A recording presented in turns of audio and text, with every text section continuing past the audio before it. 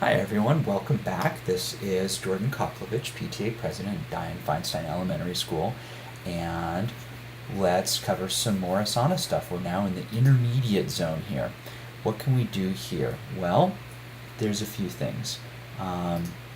Let's assign someone to a task. So we already went over how to view a task. When you click on a task here in the main list, it pops up all these details here. So you're going to notice there's some stuff here at the top. And the first thing is the assignee.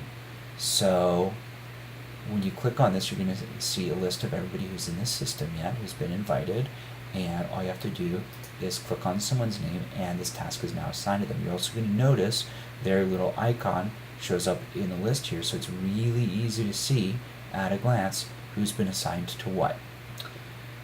In addition, if you want to see what you've been assigned to, that's actually down here, but we can cover this right now. There's a button right at the top that says My Tasks. If you click on that, you're going to get a list of the tasks that have been assigned specifically to you. There's other stuff you can do over here. You can mark them as stuff you're going to do today, stuff you're going to do later. We don't really need to get into that. The point is you can keep track, you can assign tasks to people and keep track of what's been specifically assigned to you. In addition, you can add a due date. So right next to the name of the assignee here, you can add a date. Let's say this one's going to be due tomorrow. In fact, you can even add a time if you want to. And you can even set these things to repeat. So for example, the newsline goes out every week. And maybe you need to remind yourself to add something to the newsline. All right, maybe you don't, but I do. Anyways, you can set tasks to reoccur whenever you want, however often you want. If you want to get rid of this, little X box right there, another one right there, and we just unassigned it. Great. Next up is add an attachment. You see I've got a couple here already. You can, in order to add an attachment, the next button over here is a little paper clip, and you've got a bunch of awesome options here. So one is you can just upload things from your own computer. Another is you can link to files from Dropbox, Box, or Google Drive.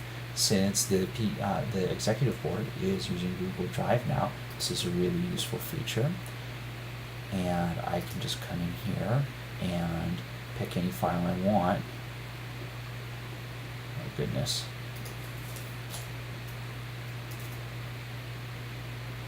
There we go. There's a file. So that's a slideshow that I'm going to give at the next General Assembly meeting, and it's now been added to this project. View my tasks, we already covered. Add subtasks. This is another cool one.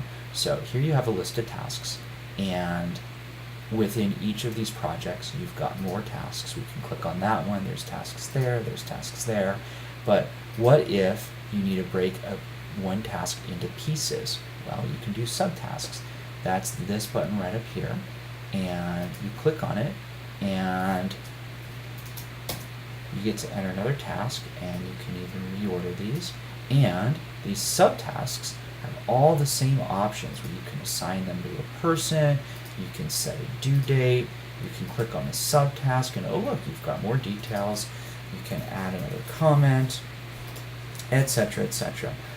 You can add subtasks. It's just turtles all the way down, which maybe you like to work that way, maybe you don't. I personally do. You definitely overuse that feature, but it's just nice to know that it's there.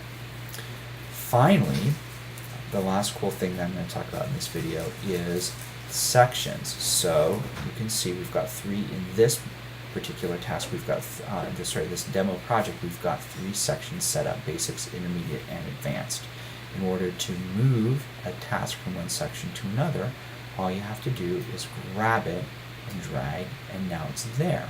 There's another way, which is also pretty cool, which is right over here in the details. You can see it says what project it's in, and then it says what sections it's in. If you click on that, you get a little drop down, and you can move it right here. So for a presentation like this, maybe that doesn't make much sense, but for something like, say, the master calendar, if we take a look at that, we've got stuff sorted by date. Let's say the pancake breakfast. Let's say we decide We don't want that to be in January for whatever reason. We want to move it to February. All we have to do is click on February, and now it's been moved to February. Pretty cool, right? That is the end of the intermediate section for the Asana training. Thanks for watching.